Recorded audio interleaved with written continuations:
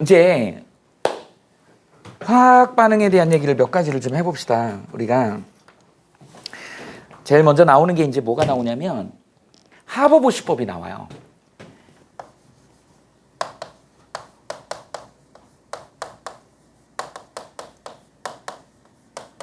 뭐지? 암모니아의 합성이야. 결론부터 얘기하자면 이 암모니아가 합성이 돼가지고 뭐를 만들어내는 거니? 질소 비료를 대량 생산하게 된다.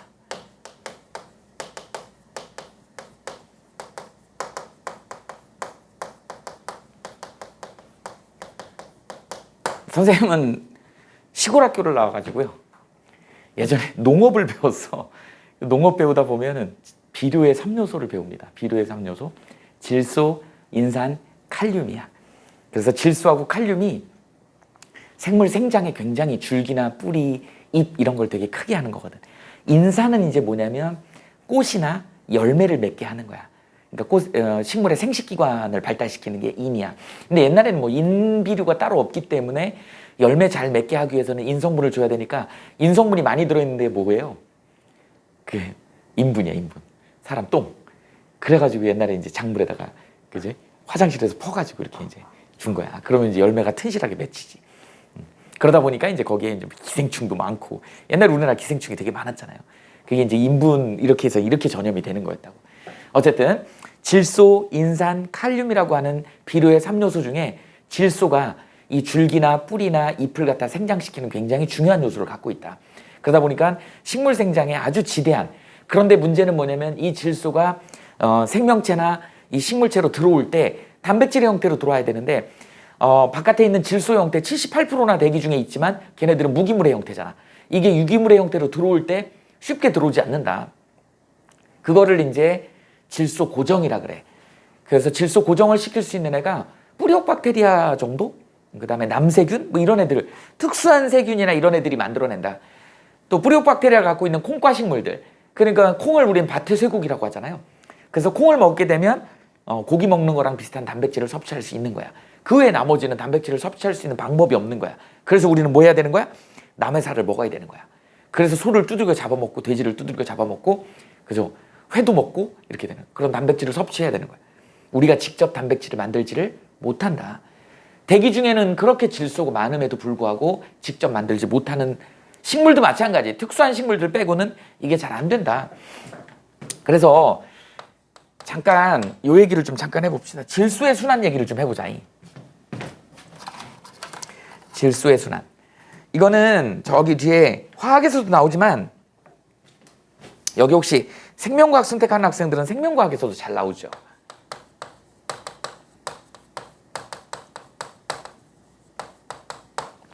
자연 상태에 질소의 순환 과정을 보자고요. 어떤 일이 벌어지냐면 공기 중에는 자 N2 이런 형태로 되어 있지. 얘가 기체 상태로 몇 퍼센트? 전체 78%, 부피비로 78%를 갖고 있다. 이게 질소야. 근데 화학이니까 우리 이제 질소는 어떤 구조로 생겼니? 이렇게 삼중결합으로 돼 있다는 거 너무 잘 알죠? 그거에 비해서 산소는 이렇게 이중결합으로 되어 있잖아. 비공유전자쌍이 4개 이렇게 있죠? 그러니까 호흡효소가 저 이중결합은 끊기가 쉬운 거야. 근데 삼중결합은 너무 강력하죠? 그러니까 삼중결합을 끊을 수가 없는 거야. 그러니까 우리는 호흡을 하면 질소를 들이마셨다가 그냥 뱉어내는 거야. 이용할 수가 없어. 이걸 옛날에는 어떻게 이용을 했냐면 번개가 치거나 그 다음에 화산 폭발 같은 거 좀 강력한 에너지죠. 이 에너지로 저 삼중결합을 끊을 수 있는 거야. 그럼 공기 중에 있는 산소가 반응해가지고 얘가 NO2가 된다든지 NO3 같은 애들이 돼가지고 물에 녹으면 이런 NO2- 아질산 이온이라고 그러죠. NO3- 뭐 이런 이온들이 만들어진다는 것이죠. 여기서 이제 아질산 이온 같은 경우는 독성이 심해서 식물이 직접 이용하지는 못하고 질산 이온 같은 경우는 이용을 하지. 그 다음에 이제 공기 중에 있는 애들 중에 질소 고정이라고 하는 이런 세균이 있다. 이 질소 고정이 이제 중요하지. 공기 중에 있는 이 삼중결합의 질소를 갖다가 어떤 애들이 있냐면 뿌리옥 박테리아, 콩과 식물에 많다 그랬지. 그 다음에 남세균, 그 다음에 아조토박터, 이 아조라는 말이 질소가 포함되어 있는 이런 화합물을 우리 아조화합물 뭐 이렇게 얘기해요. 그래서 아조토박터 이렇게 아조란 말이 들어가면 아 질소하고 관련돼 있구나라는 거 여러분들이 알면 됩니다. 이런 애들이 뭘로 만들어낸다? 암모니아를 만들어내는 거야. NH3를 만들어내고 얘가 이제 물에 녹게 되면 뭐가 만들어지는 거야? 암모늄 이온이 만들어지고 이 암모늄 이온이 땅 속에 있는 이제 여기에 질산화세균 또는 질화세균이라 그래. 그러니까 세균들이 다 작동을 합니다. 그래서 질산화세균 또는 질화세균이 작동을 해서 아질산균은 아질산을 만들고요. 질산균은 질산을 만들지. 이게 3고 얘는 아질산은 2지. 이런 애들을 만든다. 이런 이온들이 땅 속에 있는 것이에요.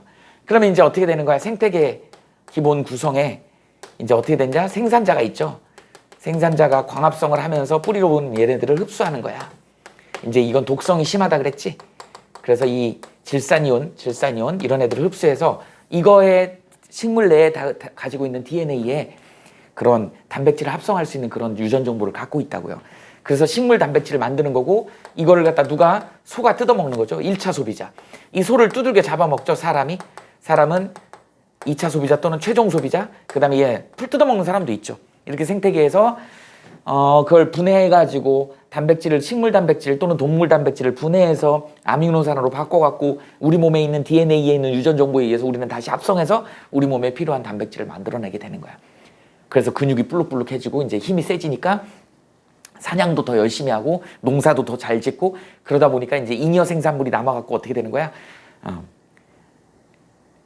사유재산이 생기기 시작하면서 이제 시장 경제가 형성이 되고 막 이렇게 해서 역사가 만들어지게 된 거야. 화학 발전이 인류의 역사를 만든 거죠. 그리고 이제 얘네들 그냥 영구히 살면 좋겠지만 죽더라. 또 똥 싸고 오줌 싸더라. 이렇게 해서 얘네들이 썩죠. 썩으면 냄새 나죠. 암모늄으로 다시 바뀌죠. 이게 땅 속에서 이제 다시 또 어떻게 된다고? 질산, 아질산이온 이렇게 여기 이제 암모늄이 또 질산, 아질산으로 바뀌는 거니까 여기도 역시 질화세균이 작동을 하겠지. 그래서 이런 세균들이 작동하는 거를 표시를 잘 할 수 있어야 된다. 이렇게. 그리고 이제 얘가 최종적으로 또 다시 원래대로 돌을 삼중결합의 질소로 돌려보내줘야 되지. 그럼 땅 속에 있는 저 질산, 아질산을 갖다가 어떤 애들이 탈질소세균이라고 하는 세균이 있어요. 이게 작동을 해서 다시 공기 중에 있는 질소로 보내주더라. 우리 탈질소세균을 다른 말로 뭐라 하죠? 분해자다 이렇게 얘기를 합니다. 분해자는 뭐 버섯, 곰팡이, 니네 잘 아는 똥 먹고 분해하는 애 누구죠? 쇠똥구리 분해자다. 얘네들 분해자들이 이제 이런 식의 방식으로 질소가 빙글빙글 돌더라는 거야. 질소의 문제점은 뭐라고요? 화학적으로 얘기했을 때 삼중결합이다 보니까 너무 강력해. 그걸 끊어갖고 이용할 수 있는 그런 호흡효소가 없어요. 그러니까 우리 동물은 호흡을 통해서는 질소를 갖다가 흡수해가지고 단백질을 만들 수가 없다. 그러니까 우리는 어떻게 돼? 남의 살을 먹거나 풀을 뜯어 먹거나 이렇게 해야 된다. 그러다 보니까 식량이 맨날 부족한 거야. 그걸 인지를 해서 이 질소 고정세균이 암모니아를 만들어내는 과정을 이 하버라는 교수님이 안경 동그란 거 낀 교수님이 있어. 책에 보면 나와 있어요. 암모니아를 합성하는 기술을 만들어낸 거야. 그게 이제 뭐야? 하버 보시법이죠. N2하고 H2가 반응해서 얘가 평형 반응이다. 그래서 암모니아 NH3가 만들어지더라. 이렇게 되는. 이거 구조도 쓸 수 있어야 돼. 삼중결합이어요. 그 다음에 여기는 단일결합이어요. 이게 깨지고 새로운 결합. 암모니아 어떻게 생겼어? 이렇게 삼각 뿔구조로 되어 있지. 여기 이제 비공유전자쌍 이렇게. 개수 맞춰볼까요? 얘 2개니까 여기다 앞에 2 써주면 되지. 6개니까 여기다 3 써주면 되죠. 그래서 몇 대 몇 대면 1대 3대 2로 이렇게 반응해서 암모니아가 만들어지는데 문제는 뭐냐면 이게 양쪽 반응이다 보니까 암모니아가 만들어지면 바로 그냥 다시 질소 쪽이나 수소 쪽으로 가버린다. 정반응이 됐다가 다시 역반응으로 가니까 우린 얘를 갖다 많이 만드는 그런 걸 해야 돼. 그래서 보슈가 공장장이에요. 공장장한테 이 만드는 제법을 갖다가 최적의 조건을 잡아봐 라고 얘기했더니 어느 정도 조건을 잡았냐면 시행착오를 겪었겠지. 400도씨 200기압 이렇게 된 거야. 그때 당시에 200기압 굉장히 높은 기압이죠. 저거보다 더 높게 하면 더 효율이 좋을 것인데 높게 했더니 용기가 깨져버리더라는 거야. 그래서 200기압을 맥시멈으로 하고 그 다음에 이제 온도를 높여줘가지고 반응을 하게끔 만든 거다. 이렇게 된 겁니다. 그래서 이 조건을 잡은 사람이 보쉬야. 그래서 하버-보쉬법이라는 표현을 쓰는 거고, 이때 여기서 이제 뭐도 사용하지? 촉매도 사용하게 된다. 니네 촉매는 알죠? 반응에 참여하진 않지만 반응의 활성화 에너지를 낮춰가지고 반응 속도를 빠르게 해가지고 이 생성물을 많이 만드는 그런 거다. 그래서 촉매도 사용하고 온도도 높여보고 압력도 높여가지고 최적 조건을 잡아서 암모니아를 생산하다 보니까 어떻게 되는 거야? 이제 드디어 식량 생산의 증대를 가져오게 된 거고, 인류를 갖다가 뭐해서 굶어 죽는 거, 기아라 그러죠? 기아에서 해방된 그런 발달을 가져오게 된 게 바로 하버-보쉬법이다. 하버-보쉬법은 어느 부분이야? 암모니아를 만드는 과정. 그런데 이걸 이제 또 만드는 과정에서 암모니아가 이제 이 제법 주로 질소 비료 공장이 폭발 사고가 되게 많이 일어납니다. 그래서 우리 대표적인 애가 누구냐면 폭발물 중에 니네 그 TNT라는 게 있어. 트리니트로 톨루엔이라 그래. 이 CH3가 붙어 있는 게 톨루엔이거든. 근데 이쪽에 이렇게 하고 이렇게 여기에 NO2가 이렇게 붙어 있어요. NO2가 이렇게 붙어 있다고. NO2를 니트로라고 하거든. 니트로가 3개 있잖아. 그래서 니트로 톨루엔 이렇게 얘기를 하죠. 그래서 우리는 이걸 줄여갖고 이니셜만 따서 TNT라고 얘기를 하는 거야. 폭약이야, 폭약. 그러니까 질소비로 만들어지는 과정에서 이 나이트레이션이 일어나가지고요. 폭발 사고가 일어나더라. 착안을 한 거지. 이거 무기도 만들 수 있겠는데? 이렇게 된 거야. 그래서 선생님이 알기로는 이 하버라는 교수님이 이 제법을 갖다가 이제 무기 만드는 쪽으로도 양산을 시켰다. 그러다 보니까 어때요? 이 과학자들의 윤리의식이 되게 중요한 게 뭐냐면 사람을 살리기도 했죠. 기아로부터 해방. 근데 이제 문제는 폭약을 만들어 또 전쟁을 일으켜서 또 죽이기도 해. 그러니까 과학자들이 되게 중요한 거야. 윤리의식이. 이걸 넘기면 안 된 거였죠. 그래서 폭약도 만드는, 물론 뭐 그런 의도로 했겠니? 폭약 뭐 꼭 전쟁이 아니어도 폭약 많이 쓰이잖아. 광산을 폭발해갖고 거기서 광석을 캔대거나 여러 가지 공업 쪽에서 많이 이용할 수 있는 거지, 폭약은.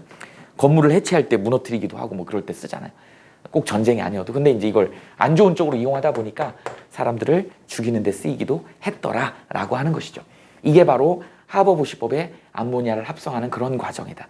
이 조건까지도 좀 알아두면 좋겠다. 이제 나중에 이제 뒷부분에 양적 계산에서는 이 1대 3대 2라고 하는 개수비가 몰수비고 분자수비고 부피비고 이런 걸로 이제 계산할 때 쓰이기도 하죠. 많이 쓰이는 그런 식이다. 이렇게 알아두시면 됩니다.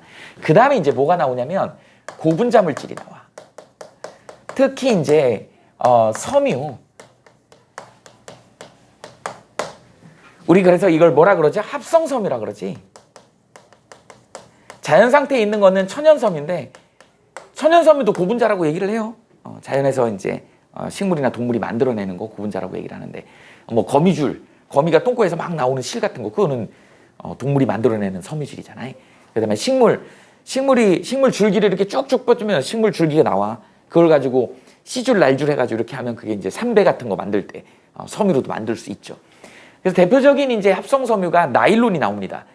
그다음에 이제 그거 말고도 섬유 플라스틱 종류들이 이제 쭉 많은데 그걸 고분자로 설명을 하는 거야. 우리가 이제 보통 고분자다라고 하면 분자량이 기준이 한 10,000 이상이야. 10,000 이상인 물질을 우리는 고분자라고 해요. 그래서 10,000 이상 정도 되잖아. 그러면 거의 대부분 액체 상태 또는 말랑말랑한 액체 상태 또는 고체 상태의 물질이야. 그리고 끓는 점이 명쾌하진 않아요. 이런 애들이다. 그래서 말랑말랑해갖고 얘를 갖다 열 가수성 수지라 그러지. 열을 가해가지고 틀에다 넣고 딱 찍어갖고 굳히면 뭐 이런 의자가 되기도 하고 이런 플라스틱 이런 것들이 되게 그런 것들을 만들 때 쓰는 게 고분자다. 이렇게 이해하시면 됩니다. 그럼 고분자를 만들 때 어떻게 되냐면 뭐 이렇게 표현 한번 해볼까? 저분자를 우리가 이제 폴리머리제이션, 그래서 우리말로는 중합이라 그래. 여러 개를 붙인다는 뜻이야. 이렇게 하면 고분자가 되는 거야. 그래서 고분자를 우리는 뭐라 그런다? 폴리머라고 이렇게 얘기를 한다. 그래서 이 저분자를 우리는 모노머라 그래. 그래서 우리말로는 저분자라는 표현보다는 뭘 많이 쓰냐면 단위체라는 말을 많이 씁니다. 그래서 기본적인 단위체를 갖다가 여러 개를 넣고 뭐 끓이든지 약간 가열하든지 해가지고 결합을 시키면 얘네들이 뭐가 된다? 쫙 연결이 되면서 폴리머가 된다. 우린 이걸 갖다 고분자라고 얘기를 하고, 이 고분자의 분자량은 일단 기본적으로 10,000 이상이다. 분자량이 10,000 이상이면 액체 또는 고체 상태를 유지하게 된다. 굉장히 묵직하기 때문에 이렇게 된. 이런 과정이 이제 뭐가 나오냐면 지금 합성섬유에 대한 얘기를 할 건데요. 그 중에서 첫 번째로 첨가 중합 반응을 해. 고분자 반응 중에 첨가 반응을 한다. 첨가 반응은 아까 앞부분에서 잠깐 설명을 했는데요. 어떻게 돼? 이렇게 이중결합이 있거나 또는 삼중결합이 분자 안에 있는 경우야. 그래서 어떤 경우를 첨가 반응이라고 얘기를 하냐면 이렇게 한번 예시를 들어볼게요. 유치원생들이 있어. 유치원생들이 되게 새초롬하게 자기네들끼리 막 팔짱을 끼고 있어. 이러고 다 단위체지. 그런데 선생님이 야 니네 왜 그래? 그러면서 야 빨리 친구들 옆에 친구하고 손을 잡아봐. 그럼 뭐라 그러니? 애들이 딱 이렇게 있다가 손을 촥 풀으면서 옆에 잡자. 그러면서 쫙 연결이 되지. 유치원생 전부가 쫙 연결이 되면서 뭐 원을 만들거나 만들 수 있죠. 처음에는 이렇게 팔짱 끼고 있어. 이 팔짱 낀 게 이중결합, 삼중결합이지. 근데 이거 하나를 풀러가지고 이렇게 연결하는 거. 이런 걸 우리는 뭐라 그런다? 첨가 반응이라고 그런다. 첨가 반응이라고 얘기를 한다. 에이, 여기 봐. 여기 차려.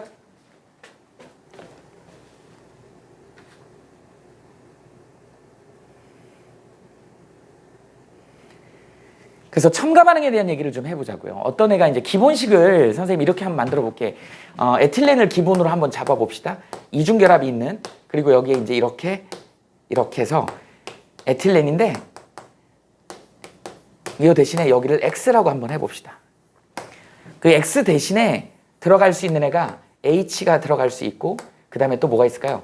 CH3가 있을 수 있고, 그 다음에 CL이 있을 수 있고, 여기에 CN이 있을 수 있고, 그 다음에 여기 벤젠고리가 하나 들어갈 수도 있더라라고 하는 것이죠. 그래서 이 X 대신에 H가 들어가면 얘 이름이 뭐냐면 에틸렌이야. 이렇게 됩니다. 이게 들어가면 프로필렌이라 그래. 얘가 들어가면 염화비닐이라고 얘기를 합니다.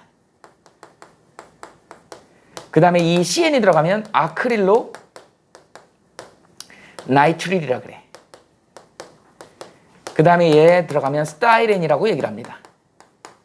이렇게 표현을 하지. 그래서 얘네들을 갖다가 이제 또 어떻게 돼? 이걸 여러 개, 아까 유치원생들 여러 개, 팔짱 끼고 있는 여러 개 애들을 갖다가 넣고 가열을 하면 이게 여기에 있는 이중결합 하나가 풀리는 거야. 이런 식으로.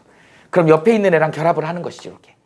저렇게 화살표 하나만 그린 건 전자 하나가 연결됐다는 뜻이다. 이쪽에 전자 하나, 이쪽에 전자 하나에서 결합 하나가 생기는 거야. 그럼 이중결합이 풀리면서 양쪽 옆으로 결합이 쫙 연결이 되는 거지. 이렇게 되더라. 그러면 이제 결과물이 뭐가 만들어지는 거니? 얘가 어떻게 풀려? 이렇게 풀리면서 이렇게 되고, 이게 N개로 쭉 연결이 되는 거야. 여기가 H, 여기가 X다. 이렇게 되는 것이죠. 그럼 이제 X에 H가 들어가게 되면 이제 우린 얘를 폴리에틸렌이라고 얘기를 하는 거야. 그 다음에 여기에 들어가면 폴리프로필렌이라고 하는 거야. 그 다음에 염화비닐에 들어가면 폴리비닐크로라이드, 우리 너무 잘 아는 까만 비닐봉다리 PVC. 비닐. 그 다음에 폴리아크릴로 나이트릴이라서 PAN. 이거 방염 재료, 저기 그 소방서 아저씨들이 입는 옷 있지. 그게 폴리아크릴로 나이트릴이야. 그 다음에 이건 뭐예요? 폴리스타이렌. 이건 뭐냐면 스티로폴. 이게 바로 폴리스타이렌이다. 그 다음에 우리 캔커피 말고 플라스틱으로 된 커피 있지. 그 껍데기. 그게 이제 PS로 되어 있죠. 이런 것들이다. 니네 재활용할 때 플라스틱 보면 이런 것들 많이 써 있죠. 이게 폴리에틸렌, 폴리프로필렌, 폴리비닐크로라이드, 폴리아크릴로 나이트릴, 폴리스타이렌 이렇게 된다.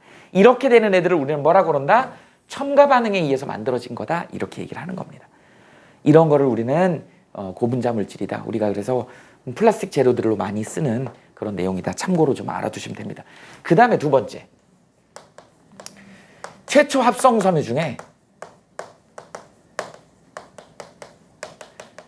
캐러더스라는 사람이 만든 나일론이라는 게 있어요. 66 나일론이라고 있어요. 강도가 엄청나. 우리 얘 이름을 우리는 뭐라 그런다? 폴리아마이드라 그래. 고분자 쓰는 사람들은 아마이드라고 그러고요. 이제 생명 쪽 하는 사람들, 화학하는 사람들은 폴리펩타이드라 그래. 폴리펩타이드 배운 기억이 있을 거야. CO, NH 이렇게 연결돼 있는 이런 고분자를 우리는 폴리펩타이드 또는 폴리아마이드 이렇게 얘기를 합니다. 그래서 아까 선생님이 잠깐 얘기했던 거미줄 그 성분, 그 다음에 또 뭐 있어요? 거미줄하고 비슷한 것도 뭐 있지? 걔지. 그 실크, 저기 번데기, 그 누에, 그것도 그거 이제 엮으면 실크잖아요. 거미 같은 경우는 거미의 그 폴리아마이드 섬유를 갖다 거미줄로 이렇게 섬유를 만들어서 그걸 여러 겹 이렇게 쌌더니 총알을 못 뚫더라는 거야. 그래서 방탄섬유로 듣습니다. 그래서 대표적인 케블라 섬유가 방탄섬유 종류의 그런 종류인데 엄마 아빠 등산모복 보면 이 팔꿈치나 무릎 같은 데 이렇게 까실까실하고 까칠까칠한 그 성분 있잖아. 그게 이제 돌 같은 데 쓸려도 안 쓸리는 거거든. 해지지 않는 그런 강력한 그런 방탄 재료로 많이 쓰인다. 그런 애들이 이런 폴리아마이드 성분이야. 그래서 최초 합성섬유라고 하는 나일론이 어떻게 만들어졌냐면 강도가 되게 세더라는 거야. 그래서 그거 처음에 나왔을 때는 아주 획기적인 발명품이었어요. 그래갖고 막 온통 그걸로 내복도 만들어 입고 막 빤스도 만들어 입고 만들어 입었어. 근데 양말도. 근데 막 무좀 걸리고 막 사타구니 다 부러뜨고 난리가 난 거야. 이유가 뭐야? 흡습이 안 돼. 물을 흡수를 못 해요. 지금 그래서 유일하게 의류로 남아있는 거 하나 있죠. 뭐 남아있어? 스타킹. 그죠? 그 스타킹의 문제점이 그거야. 땀이 흡수가 안 돼. 그래서 생각보다 여자들이 발냄새가 심합니다. 그럼 스타킹을 신고 그 뾰족구도 신고 이렇게 하이힐 신고 이렇게 서 있다 보니까 발에 땀이 나는데 그 땀이 흡수가 안 돼. 그러니까 거기 땀이 그냥 그죠? 균에 의해서 분해가 되고 뭐 그러면 시큼시큼한 냄새가 나는 거예요. 발냄새가 나는. 그러니까 원래는 스타킹 신을 때 면 양말을 같이 신어주는 게 원칙이야.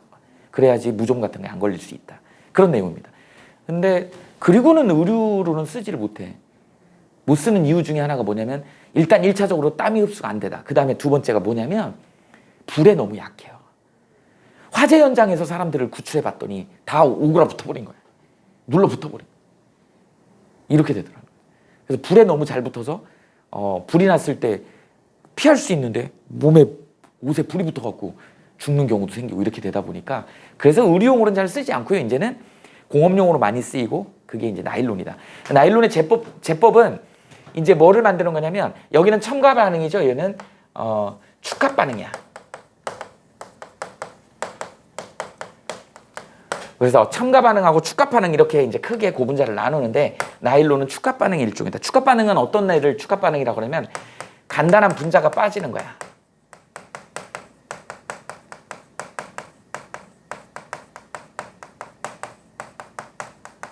대표적으로 물 분자가 제일 많이 빠져요.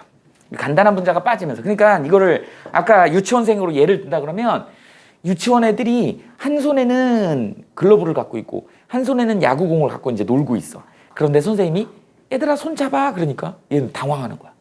근데 하나 똑똑한 놈이 뭐예요?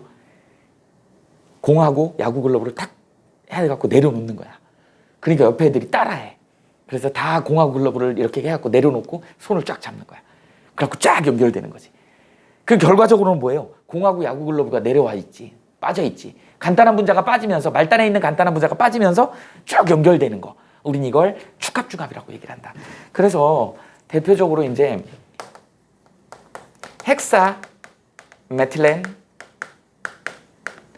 다이아민이라고 하는 이런 물질이 있어. 어떻게 생겼냐면 헥사메틸렌이니까 CH2가 6개 있다는 뜻이거든요. 그 다음에 다이아민이니까 양쪽에 아민이 2개가 이렇게 있는 거야. 이렇게 헥사가 6이란 뜻이거든. 메틸렌은 CH2거든. 그러니까 헥사메틸렌 다이아민이야. 이거하고 그 다음에 이제 아디프산이라는 게 있어. 아디프산은 어떻게 되면 양쪽에 아까 배웠죠 우리 CH2가 4개가 있고 이쪽에 COH가 이렇게 있고 카르복산 이쪽에도 COH가 이렇게 있는 거야. 이걸 우리는 아디프산이라 그래.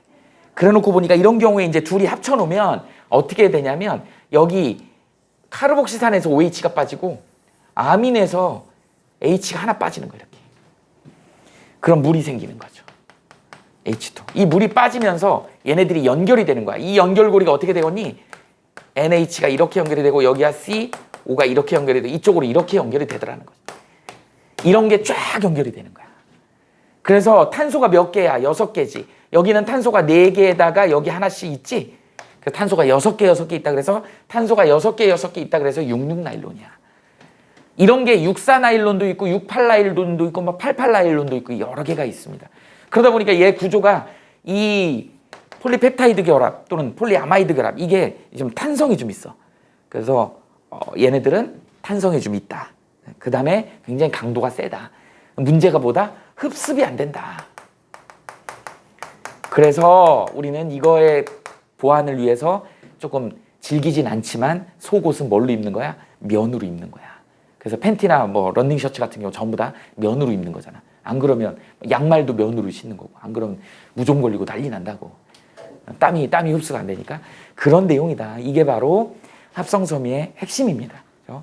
일단 그래서 고분자 반응도 좀 알아두고 그 다음에 어떻게 해서 만들어지는지 과정 이거 다 외울 필요는 없어요. 아 이런 게 있구나 라는 정도 정리해 두시면 됩니다. 일단 정리해 봅시다.